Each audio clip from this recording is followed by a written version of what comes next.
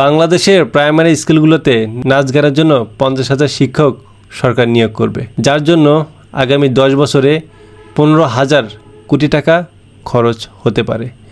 আমি সরকারকে শুধু একটা কথাই বলতে চাই যে বর্তমানে বাংলাদেশ যে সংকটের মধ্যে রয়েছে, এটার মধ্যে নাচ গানের পেছনে টাকাটা কি বেশি ইম্পর্টেন্ট নাকি প্রতিরক্ষা খাতে টাকা খরচটা বেশি ইম্পর্টেন্ট?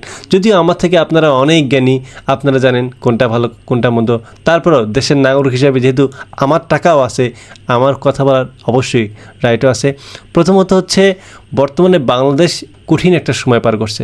প্রথমত বাংলাদেশ এবং ভারত বর্ডারে, যেখানে পুশিনের মধ্যে বিজেপি বিএসএফ তাদের মধ্যে যে কোনো সময় যে কোনো কিছু একটা হতে পারে, কিন্তু বিএসএফ যথেষ্ট পরিমাণে শক্তিশালী এবং তারা উন্নত মানের অস্ত্র তাদের ভাণ্ডারে রয়েছে। কিন্তু বিজেপিতে কি এরকম অস্ত্র আছে? তাদেরকে সেই অনেক আদিকালের ছোটোখাটো যেগুলো বন্দুক, একদিকে যে কোনো সময় বাংলাদেশ ভারত সীমান্তে বিজেপি বিএসএফ যুদ্ধ হতে পারে, আবার অন্যদিকে বাংলাদেশ মায়ানমার রোহিঙ্গা সংঘর্ষ রয়েছে।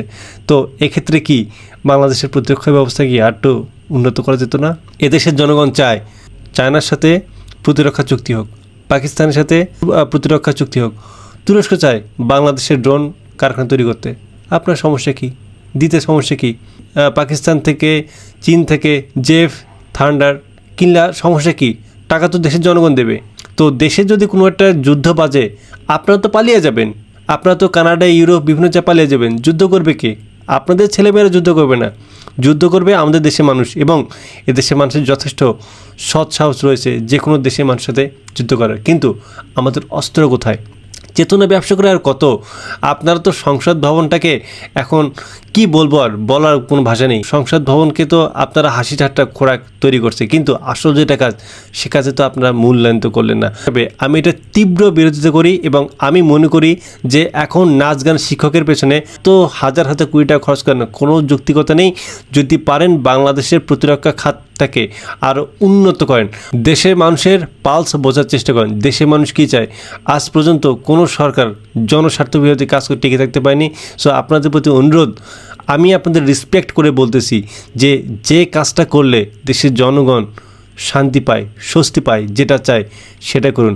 দেশের মানুষকে অবজ্ঞা করে অন্য দেশকে প্রভু মেনে তাদের কথা মতো চলে যদি অন্য দেশের সাথে অর্থনৈতিক বাণিজ্যিক দেশের জন্য যেগুলো সুবিধাজনক সেই চুক্তিগুলো বাতিল করেন, পরিণতি কিন্তু 5 আগস্টের মতো হবে।